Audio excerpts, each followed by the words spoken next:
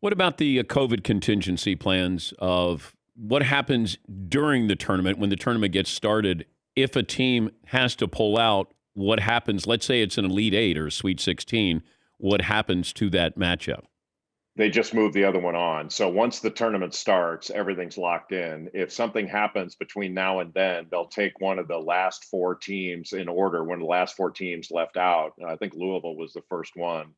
And they'll just put them into that slot no matter what the seed is. So if a 16 seed goes out because of virus issues and cannot play, then they slot Louisville in there. So a number one seed is going to be going, really? We get Louisville as a 16 seed? That's not fair. That's not fair. But it's the only way they can do it. I mean, I guess theoretically you could shift up one bracket and just reseed it, but that way everybody has to redo their scouting and their preparation and all that stuff. You're just better off just sticking it to one team rather than the whole bracket. It's kind of like an airplane flight. Like if you miss a flight or if they cancel a flight, they don't just book everybody on the next one and inconvenience everybody. They just inconvenience that one flight.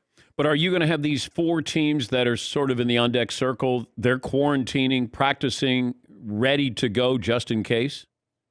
That's yes, they're testing and ready. They had to notify the selection committee that they're willing to go if they're called.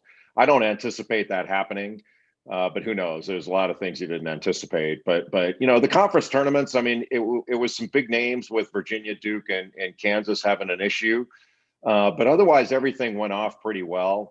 I think the biggest issue, Dan, was there was a little bit of trauma there. It was 1 year basically to the day, and all of a sudden you had a few teams drop all within 24 hours, and it started to feel like deja vu all over again a little bit. But intellectually, you knew that this is not that big of a deal. I mean, it certainly sucks for those teams and their fans and the coaches, all that stuff. But it wasn't anything going to derail, the conference tournaments and TV and all that stuff. The business is going to go on no matter how many people, have to bow out of this.